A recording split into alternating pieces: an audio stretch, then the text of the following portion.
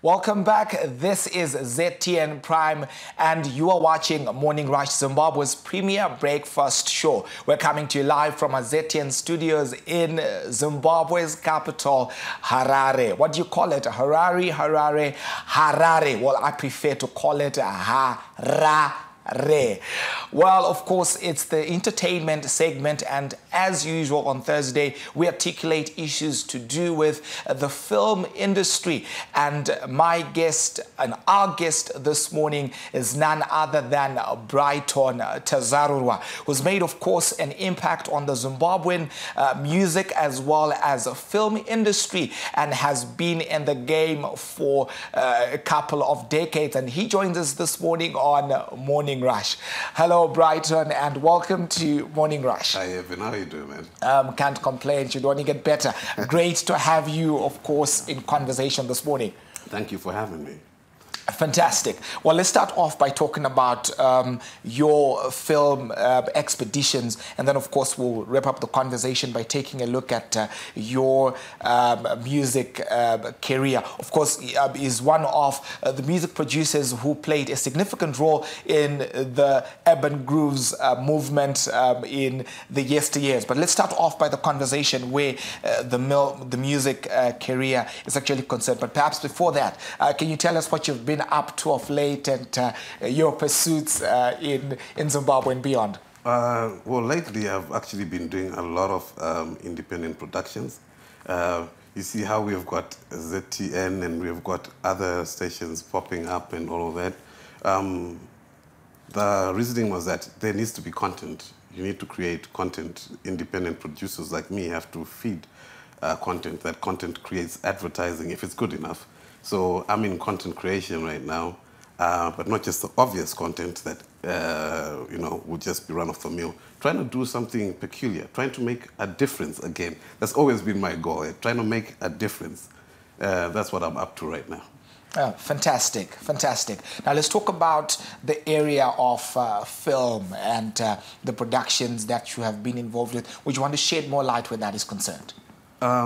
Yes, well, lately, there hasn't been a lot of film productions that I personally have been involved in because of my, broadcasting content creation end that I'm really pushing. But, historically, I think we can actually count on every other big film that has come out there. I've had a finger in there. I've had a bit of a signature in there, one way or the other. But I guess what you're actually trying to get me to start divulging is kind of like the journey, isn't it? That's where you want me to go. Yeah, sure. Yeah, please take it away. Yeah, for me, journey started really young as a hobby, and then after that, when I was not a minor anymore, and decided, I want to take this up as a career. Really started doing music videos because that's what I knew how to do. Right. It was a good training ground. I learned a lot, got connected a lot. I'll tell you this, most of them were gospel music videos. Wow. Because, well, these guys were backed by organizations who could actually pay, as opposed to individuals where it was a bit sketchy back then. Right. So, yeah, I did a lot of that. Then moved on to something else, totally different, into news. Working for, when you move focus, you actually move what you're doing. Moved into news. After news, then went into short film, documentary and short film. That's where I totally fell in love. I said, okay, I love this independence. I've got a great skill set. I've got a great understanding of long format productions, and I can actually employ it here. And I've been pretty much stuck there now for quite a while. Wow, impressive. So you have done music videos, you have done film, you have done news, and you continue with your career and making that kind of impact. And of course, you made mention to some elements to do with broadcasting. How's that been, and how are you finding now that, of course, you've got multiple channels and you've got all of these platforms that are coming in? Of course, with the coming in of the the Internet of Things, there are multiple ways in which content can be presented to the populace, and it actually makes a difference. I'm more of a traditionalist, really. I like those checks and balances. I I like to create something by myself, then pass it on to somebody else, and then they'll decide, yeah, I think I'm a teacher's pet or something. I like to please. I like to amaze people. So like, when you watch those comments on YouTube and everything and stuff like that, so like great stuff because Facebook Mara great stuff. Yeah. But it's totally great stuff. Okay. Where people can celebrate mediocrity and everything. I like to be able to commercialize something that I can create an appetite for people in Kenya, okay. For people in England. Okay. That is for me like the bar. You know what I mean? Not Zubnyarana. So I'll let you in on something right now because I'm always trying to push the bar. And I've pretty much been in this industry for 22 years or something. Wow. I've taken off many of my hats and sunk back deep into animation now. Wow. And that's exactly what I'm going with. It's not really about just trying to be different. It's about trying to make a difference. There's a lack of kids content. I used to love kids content when I was a kid. I'm scared to say I still love it right now. But, you know, this is where we shape our people. People like me were shaped by Captain Planets and people and cartoons like that. For that reason, it was for us a place for us to yeah, watching the Funny Company, Smurfs, exactly. and all of those. I think the biggest takeaway from animation when I was a kid was okay. Yeah, I don't. For some other people, maybe some people found like a more higher moral ground or something. Yeah, man. But for me, it was vet. Okay, Yeah. and being able to learn and appreciate. And just earlier on, we were watching Fast and the Furious 5, and you had Charlize Theron there. And so I think Marisa made reference to how it is that she talks about her actually having developed in her articulation of the English language through watching multiple, movies, and that developed Charlize Theron into, what she has actually become today. Yeah. That's definitely it. You aspire to something by having seen it before. And of course, nothing takes the place of exposure. Just to come in there, Brighton, or Bingo as we love to call him. Yep. So, can you talk to us with regards to some of the productions that you have done and that you had? You mentioned The Finger that you had you mentioned a good 22 years. Would you want to give us perhaps just a highlight of some of the productions that you were part and parcel of and that you've run and created over the years? Well, it's been 22 years. It's been a lot of productions, but I remember, I think some of the most memorable ones for me was my first contribution to a feature film. Back then, I didn't know what it was. It was Tazarurwa, something done by lovely Dorothy Mick. Okay. We did a lot of post-production there, and it was really more for a community effort, and everybody got their part in there. From there, when I'm getting my footing now, I'm running TV series like Another Team. I am running late.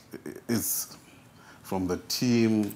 Then there was I played a bit in JIT. I've never been, this is like one of the few moments that I've been in front of a camera. Okay. Usually it's like behind or in the edit suite.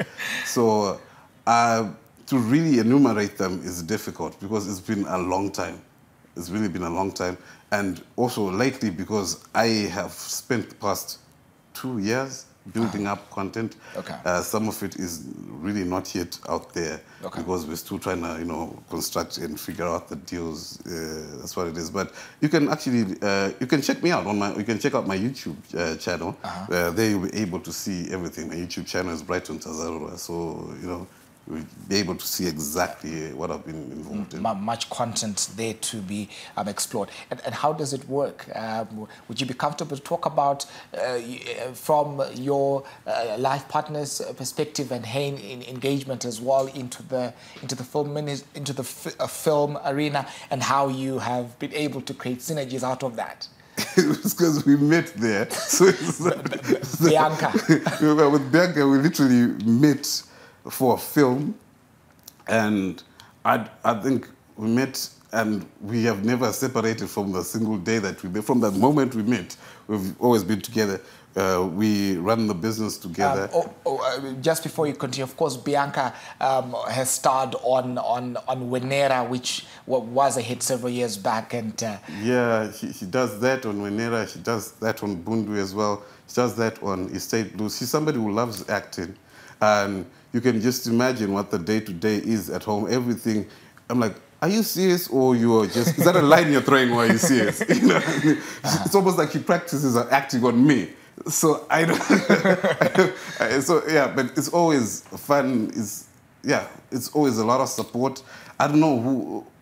I can't say she supports me because half the time I'm supporting her as well. So we're like really great balance.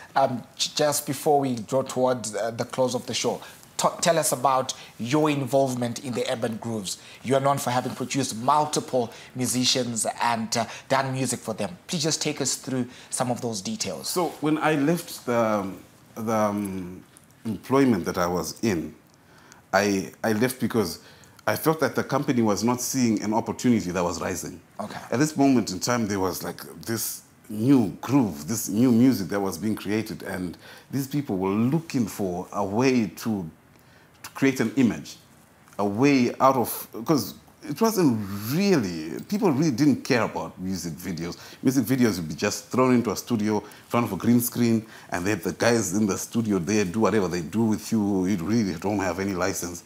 I decided, you know, listen, when somebody writes a record, they already have a music video playing in their mind. Okay. So when I get to hear the record, I ask you, what were you seeing when you were writing this? Wow. They tell me what they were seeing, then I try to translate it into film using the techniques and skills that I have learned, you know, throughout the whole, throughout my involvement in film. And from that, we were a success, because I left steady employment, and I went back to my bedroom, and then I through prayer and fasting and a lot of editing, we did it.